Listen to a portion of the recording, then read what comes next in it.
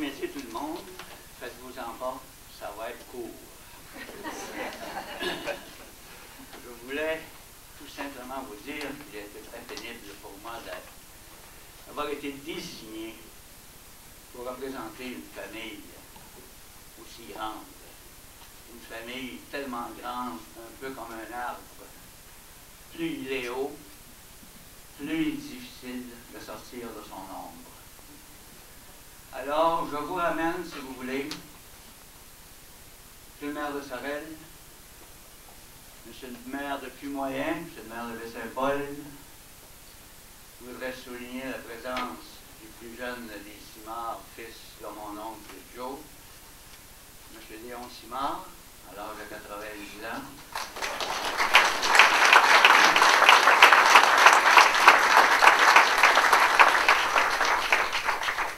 Et en même temps souligner le plus proche collaborateur de mon père, M.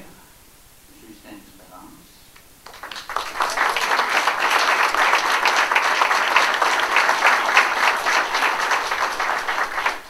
Et le fils de M. Émile Goulet, un des plus grands autodidactes, qu'on peut dire, de la région, étant donné qu'en très peu de temps, il sut apprendre la métallurgie lorsqu'il fut envoyé en France chez les Schneider, Creusot Schneider. Et que ce M.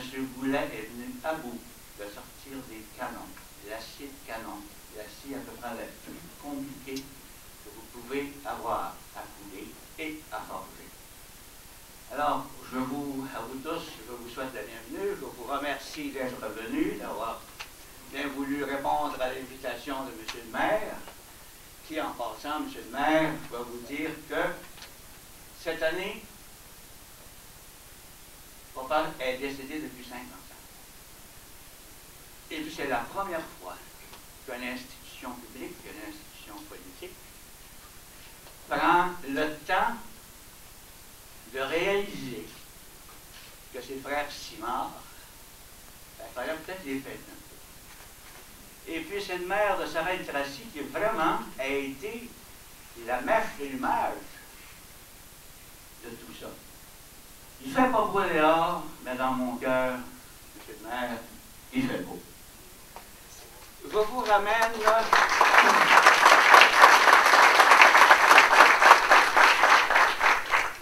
Disons qu'on fait un petit voyage, M. le maire du moyen, en 1657.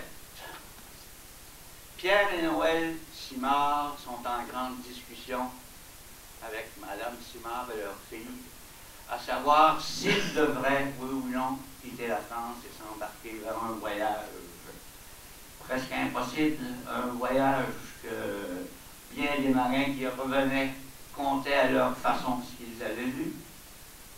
Et finalement, la décision a été prise, mais une promesse fut faite, presque à serment, où Pierre a dit à son épouse et à sa fille, écoute, quand nous serons rendus en Nouvelle-France, je vous promets qu'aussitôt que nous serons installés d'une façon confortable, nous allons revenir vous chercher.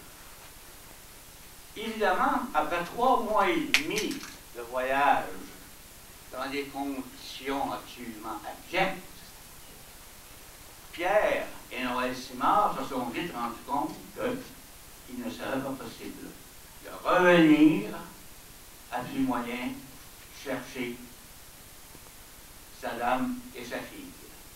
En passant, en arrivant, Pierre Simard demanda à Monseigneur Laval une dispense pour se remarier, mais évidemment, je n'ai pas obtenu la réponse.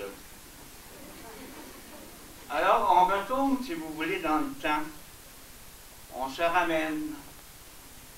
On revient en 1939. 352 ans après. 2 frères Simard, Joseph et Édouard, s'embarquent pour traverser l'Atlantique, mais en sens contraire, pour se rendre à Londres. Pourquoi? parce que Joe Edward Rémigier avait entendu parler que le gouvernement britannique, devant l'évidence même d'être bombardé sous peu, voulait introduire des facilités pour construire des canons, construire des armes de guerre en dehors du continent européen. Alors, c'est la raison pour laquelle mes deux frères allaient frapper aux portes des différents ministères responsables.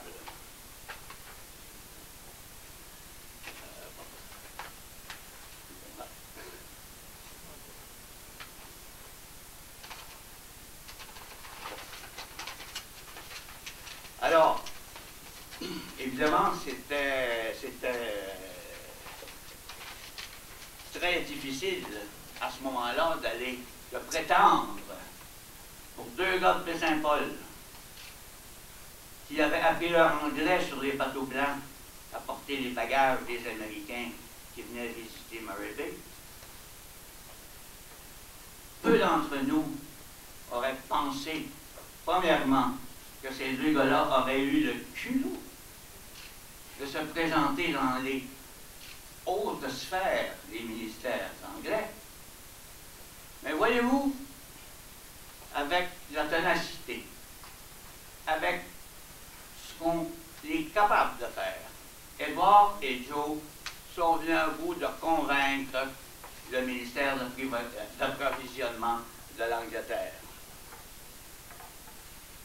Après tout, on demandait beaucoup de choses au ciment. Premièrement, une preuve qu'ils avaient le financement pour construire une telle usine. Deuxièmement, qu'ils avaient la probité et l'expérience en affaires pour être capables de conduire un business comme celle-là. L'expérience de Marine Industrie a aidé énormément à décider les hautes sphères anglaises. Parce qu'il y a eu succès absolument exponentiel de Marine.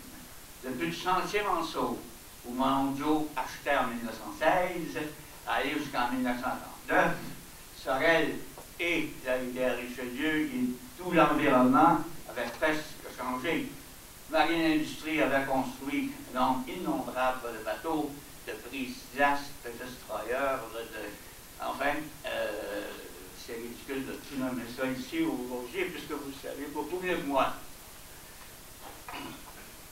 Alors, les signatures terminées, les cimards pouvaient revenir à Sorel avec le mandat de construire une usine de 600 000 pieds carrés avec tout l'équipement pour produire des canons et de l'armement, des canons de différents calibres. Mais celui qui a été le plus populaire, je pourrais dire, était le 25 livres. À l'époque, on disait le 25 pounder. Il est à noter que, devant la complexité pour la construction d'un canon comme celui-là, tout était fait à Sorel, à part de quelques petits instruments d'optique et les deux pneus qui servaient à transporter le canon. Alors, c'est comme première expérience, on peut vous dire que les Anglais ont été très satisfaits